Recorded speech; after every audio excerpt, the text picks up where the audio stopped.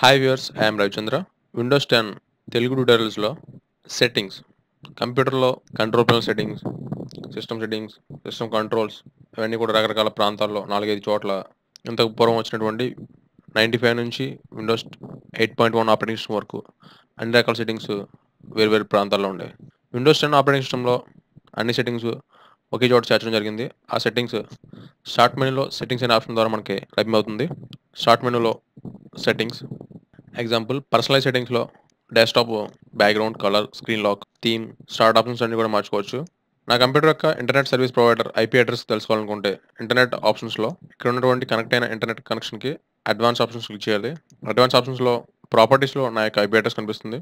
Windows 8.1 అంతకు పూర్వం వచ్చినటువంటి ఆపరేటింగ్ సిస్టమ్స్లో కంట్రోల్ ప్యానల్ నుంచి మాత్రమే దీన్ని యాక్సెస్ చేయగలం. స్టార్ట్ మెనూ మీద రైట్ క్లిక్ చేస్తే కంట్రోల్ ప్యానల్ ఆప్షన్ కనిపిస్తుంది. కంట్రోల్ ప్యానల్లో view network status and task click చేయాలి. ఇక్కడ కనెక్ట్ అయినటువంటి ఇంటర్నెట్ కనెక్షన్ మీద క్లిక్ చేయాలి.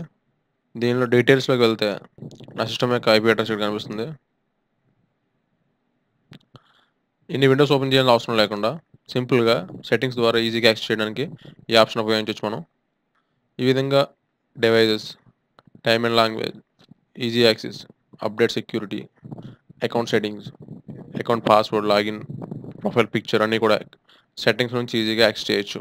విండోస్ 10లో వచ్చినటువంటి న్యూ డెస్క్టాప్ ఫీచర్ ఏంటో ఇప్పుడు తెలుసుకుందాం. డెస్క్టాప్ మీద ఓపెన్ చేసినటువంటి అప్లికేషన్స్ మీకు ఇక్కడ కనిపిస్తున్నాయి. ఈ విధంగా అనేక అప్లికేషన్స్ని ఓపెన్ చేసుకుని నేను నా వర్క్ చేసుకున్నప్పుడు ఈ వర్క్ అపియరెన్స్ని కొత్త విజువల్ డెస్క్టాప్ క్రియేట్ చేసుకోవాలనుకుంటే ఇక్కడ ఉన్నటువంటి టాస్క్ బార్లో టాస్క్ వ్యూ అనే ఆప్షన్ క్లిక్ చేయండి.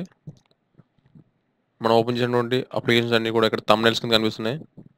ఇక్కడ న్యూ డెస్క్టాప్ అనే ఆప్షన్ కనిపిస్తుంది. అది క్లిక్ చేస్తే కొత్త డెస్క్టాప్ అపియరెన్స్ అనేది క్రియేట్ అయింది. డెస్క్టాప్ 1లో ఉన్నటువంటి అప్లికేషన్స్ని డెస్క్టాప్ 2లో కొన్ని షిఫ్ట్ చేసుకోవచ్చు. ఎగ్జాంపుల్ స్కైప్ని 2లో వేస్తున్నాను, క్రోమ్ బ్రౌజర్ని కూడా 2లో వేస్తున్నాను. డెస్క్టాప్ 1లో మీకు కనిపించినటువంటి applications browser Firefox, settings, paint. Desktop 2లో Chrome, Skype, Microsoft Edge browser. New desktop click చేస్తే డెస్క్టాప్ 3 క్రియేట్ అవుతుంది, డెస్క్టాప్ 4. ఈ విధంగా మనకు కావాల్సినటువంటి డెస్క్టాప్ వర్కింగ్ అపియరెన్స్ని క్రియేట్ చేసుకోవచ్చు. డెస్క్టాప్ 3లో డెస్క్టాప్ 1 నుంచి ఉన్నటువంటి అప్లికేషన్ ఏదైనా మనం 3లోకి షిఫ్ట్ చేయొచ్చు. టాస్క్ వ్యూ క్లిక్ చేస్తే మన థంబ్నెయిల్ కనిపిస్తాయి. ఈ థంబ్నెయిల్లో ఉన్న అప్లికేషన్ ఏదైనా డెస్క్టాప్ 3లో యాడ్ చేయొచ్చు, డెస్క్టాప్ 4లో యాడ్ చేయొచ్చు. ఒక డెస్క్టాప్ నుంచి ఇంకో డెస్క్టాప్కి షిఫ్ట్ అవ్వడానికి కీబోర్డ్లో control button, Windows button, right లేదా లెఫ్ట్ యారో క్లిక్ చేసుకుంటే ఒక డెస్క్టాప్ నుంచి ఇంకో డెస్క్టాప్కి కీబోర్డ్ షార్ట్కట్ ద్వారా మూవ్ అవ్వచ్చు. ఇక్కడ ఉన్నటువంటి విజువల్ డెస్క్టాప్స్ నాకు అవసరం లేదనుకుంటే క్లోజ్ చేస్తే అప్లికేషన్స్ అన్నీ కూడా డెస్క్టాప్ 1లోకి రావడం జరిగినాయి. ఈ విధంగా మల్టీ టాస్కింగ్ చేసేటప్పుడు మనకు కావాల్సినటువంటి విజువల్ డెస్క్టాప్స్ని క్రియేట్ చేసుకుని ఉపయోగించుకోవచ్చు. టాస్క్ బార్ నుంచి ఈ విజువల్ డెస్క్టాప్ ఆప్షన్ అవసరం లేదనుకుంటే రైట్ క్లిక్ చేసి ఇక్కడ show task view button click చేయండి. టాస్క్ బార్ నుంచి task view visual desktop option మనకు అవసరం లేదనుకుంటే టాస్క్ వ్యూ బటన్ మీద రైట్ క్లిక్ చేసి షో టాస్క్ వ్యూ బటన్ని అన్చెక్ చేయండి. ఇక్కడ నుంచి వెళ్ళిపోతుంది. మళ్ళీ దాన్ని కావాలనుకుంటే show task view button recheck చేస్తే ఇక్కడ మనకు వచ్చింది. ఈ విధంగా విజువల్ డెస్క్టాప్ క్రియేట్ చేసుకుని ఉపయోగించుకోవచ్చు. విండోస్ అన్ని క్లోజ్ చేస్తున్నాను.